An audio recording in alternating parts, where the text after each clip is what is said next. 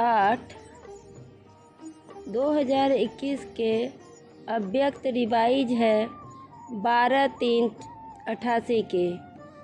बाबा ने कहा मुख्य सार है ऊपर का 3 प्रकार का स्नेह तथा दिल के स्नेह ही बच्चों की विशेषताएं।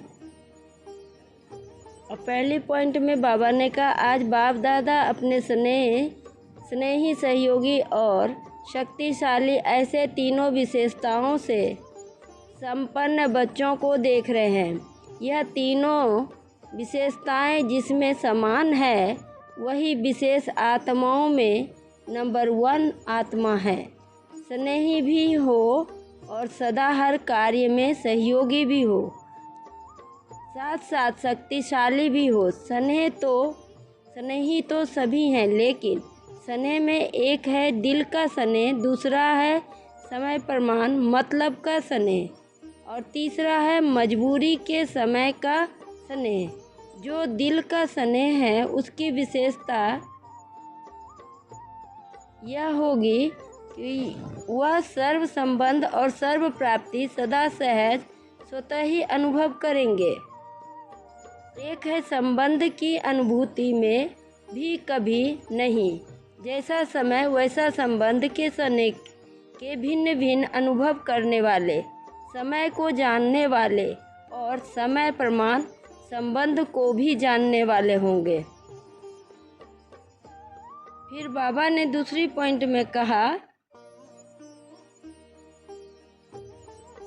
बाप शिक्षक के रूप में पढ़ाई द्वारा श्रेष्ठ पद की प्राप्ति कराने आते हैं, तो उस समय टीचर के सामने गॉडली स्टूडेंट लाइफ ही यथार्थ है। इसको कहा जाता है समय की पहचान, प्रमाण संबंध की पहचान और संबंध प्रमाण स्नेह की प्राप्ति की अनुभूति। यही है बुद्धि की एक्सरसाइज कराओ। बुद्धि को एक्सरसाइज कराओ, जो जैसे चाहे जिस समय चाहे वैसे स्वरूप में स्थित हो सके। फिर बाबा ने तीसरी पॉइंट में कहा कि जैसे कोई शरीर में भारी है तो बोझ है, तो अपने शरीर को सहज जैसे चाहो वैसे मोल्ड नहीं कर सकेंगे।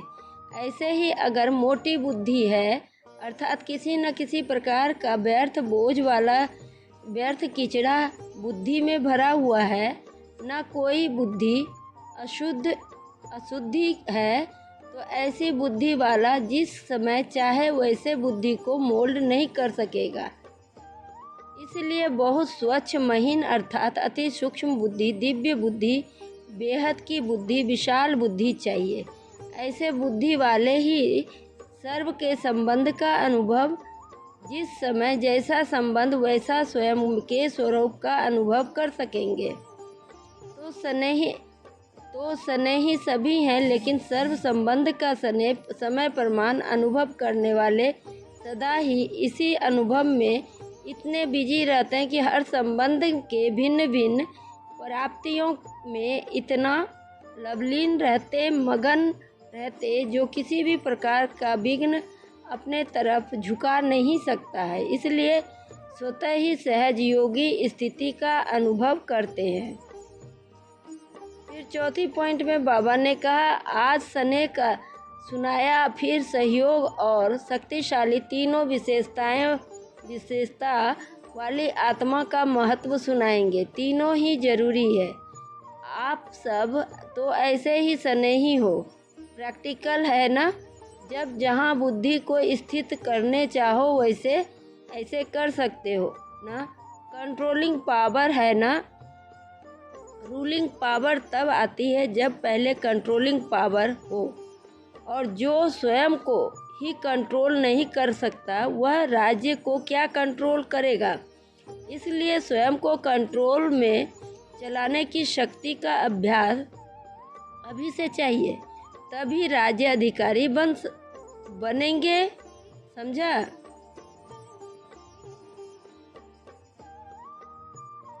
फिर बाबा ने लास्ट में कहा चारों ओर के सर्व दिल के स्नेही बच्चों को सदा दिव्य विशाल बेहद बुद्धिमान बच्चों को सदा ब्रह्मा बाप समान फरिश्ता स्थिति का अनुभव कर तीव्र गति से सेवा में स्व उन्नति में सफलता को प्राप्त करने वाले सदा सहयोगी बन बाप के सहयोग का अधिकार अनुभव करने वाले ऐसे विशेष आत्माओं को समान बनाने वाली महान आत्माओं को बाप दादा का याद प्यार और नमस्ते।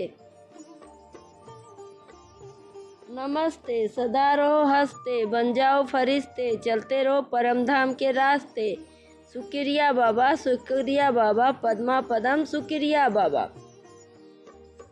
फिर बाबा ने अव्यक्त बाप दादा के से पर्सनल मुलाकात में कहा, सदा बेफिक्र बादशाह होना। जब बाप को जिम्मेवारी दे दी तो बेफिक्र किस बात का? जब अपने ऊपर जिम्मेवारी रखते हो तो फिक्र होता है क्या होगा, कैसे होगा, और जब बाप के हवाले कर दिया तो फिक्र किसको होना नहीं चाहिए, बाप को या आपको? तो और बाप तो सागर है, उसमें फिक्र रहेगा ही नहीं। तो बाप भी बेफिक्र और बच्चे भी बेफिक्र हो गए। फिर बाबा ने कहा, अविनाशी सुख और अल्पकाल का सुख दोनों के अनुभवी होना। अल्पकाल का सुख स्थूल साधनों का सुख और अविनाशी सुख है, इसलिए सुख ईश्वरीय सुख है। तो सबसे अच्छा कौन सा है? ईश्वरीय सुख जब मिल जाता है तो विनाशी सुख आप ही पीछे पीछे आता है। फिर बाबा ने कहा, सदा अपने को कल्प पहले वाली विजय पांडव समझते हो। जब भी पांडवों को यादगार चित्र देखते हो तो ऐसे लगता है कि यह हमारा यादगार है। तो पांडवों के शरीर लंबे चौड़े दिखाते हैं, कभी कमज़ोर नहीं दिखाते हैं। तो आत्मा बहादुर है, शक्तिशाली है, उसके बदले में शरीर भी शक्तिशाली दिखाएंगे ना। पांडवों की विजय प्रसिद्ध है, कौरवों की अछौनी होते भी हार गए और 5 पांडव होते भी जीत गए। क्यों विजय बने? क्योंकि पांडवों के साथ बाप है। पांडव शक्तिशाली है, आध्यात्मिक शक्ति है, इसलिए अक्षय कौरवों की शक्ति उनके आगे कुछ भी नहीं है। फिर विदाई के समय, अभी तो सेवा के प्लान बहुत अच्छे बनाए हैं। सेवा भी वास्तव में उन्नति का साधन है। अगर सेवा की रीति से करें तो सेवा हमें लिफ्ट देती है आगे बढ़ाने की। सिर्फ प्लान बुद्धि बनकर प्लान बनाए और जरा भी कुछ जहाँ यहाँ वहाँ का मिक्स ना हो। जैसे कोई बढ़िया चीज़ बना कर रखो और यहाँ वहाँ की हवा से कुछ किचरा पड़ जाए तो क्या हो जाएगा? तो संभाल कर रखते हो ना, तो यहाँ वहाँ का कुछ भी मिक्स नहीं हो जाए। फिर बाबा ने कहा, अच्छा फिलॉसफी है तो आदि सनातन धर्म की है। हिंदू शब्द से बिगड़ते हैं, लेकिन आदि सनातन धर्म को रिगार्ड देंगे। गॉड एक है तो धर्म भी एक है, हम सब धर्म भी एक है हम सबका।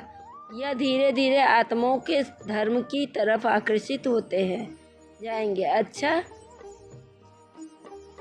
मीठे मीठे से खिलाते बच्चों प्रति माता पिता बाप दादा का याद प्यार और गुड मॉर्निंग और नमस्ते नमस्ते।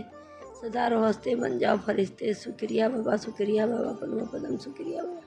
वरदान में बाबा ने कहा, मनन शक्ति द्वारा बेस्ट के बेट को समाप्त करने वाले सदा शक्तिशाली भव। मनन शक्ति द्वारा बेट को समाप्त करने वाले सदा शक्तिशाली भव। स्पष्टीकरण, आत्मा पर बेस्ट का ही बेट है। बेस्ट संकल्प, बेस्ट वाणी, बेस्ट कर्म, इससे आत्मा भारी हो जाती है।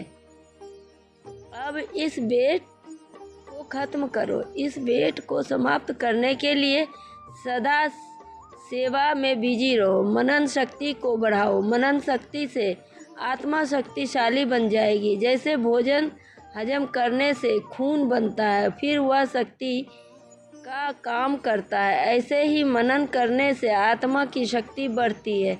स्लोगन में बाबा ने कहा, जो अपने स्वभाव को सरल बना लेता है उसका समय व्यर्थ नहीं जाता है।